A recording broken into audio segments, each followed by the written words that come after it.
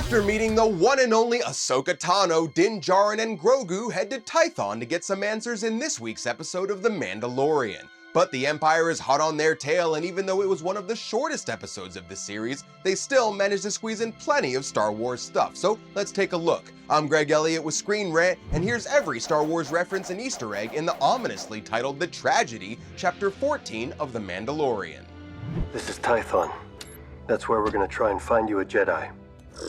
On Tython, Din finally places Grogu on the Seeing Stone, and although it does take him a while to get going, he does eventually start meditating, or Jedi-tating you could say, like many Jedi have done before him, including Yoda, Luke, and most recently Rey in The Rise of Skywalker. And man, that tease of Boba Fett earlier in the season did not prepare us for how badass he would be in this episode. Boba shows back up alongside the apparently not dead Fennec Shand and busts out of the gate with the line, "I'm just a simple man making his way through the galaxy," which is extremely similar to what his dad Jango said to Obi-Wan in Attack of the Clones. I'm just a simple man trying to make my way in the universe. Boba also added that he was doing that, quote, "like my father before me," not only referencing his dad, but also directly echoing Luke's line from Return of the Jedi, where he tells the Emperor, "I am a Jedi, like my father before me."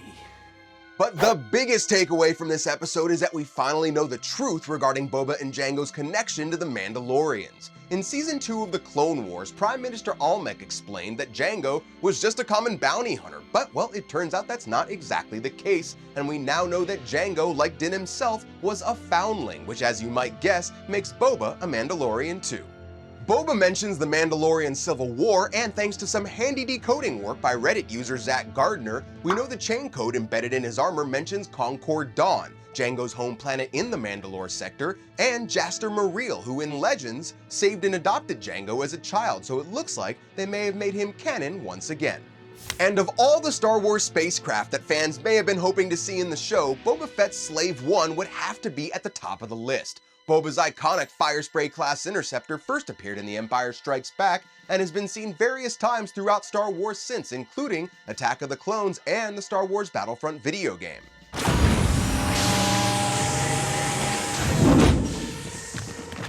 Go!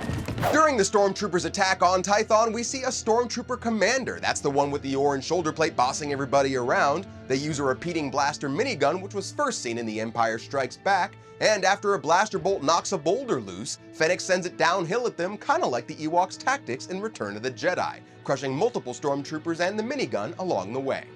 The black robot troopers seen at the end of Chapter 12 were definitively confirmed to be Death Troopers, which debuted in the Star Wars Dark Forces video game in 1995, and when Din and Cara are looking for Mayfield in the prison records, we do see a large handful of other Star Wars aliens, including, but not limited to, a Nikto, a Mon Calamari, a Zabrak, a Quarren, Hask, some Aqualish, a Tusken Raider, a Gamorrean, and one of Scrapjaw Motito's species. You know how I feel about the Empire. But these stripes mean there are rules I need to follow. They have the kid.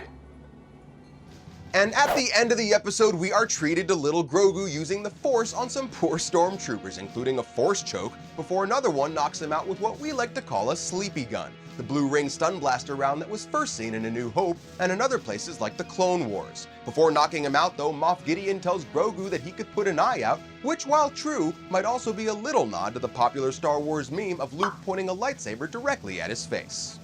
With only 2 episodes left this season, there's not a lot of time left for Din and his new friends to rescue the kid, but you know that we'll be here next week to see what happens and fill you in on all the juicy Star Wars callbacks and Easter eggs. So until then guys, I'm Greg Elliott, thanks for watching, and we'll see you next time.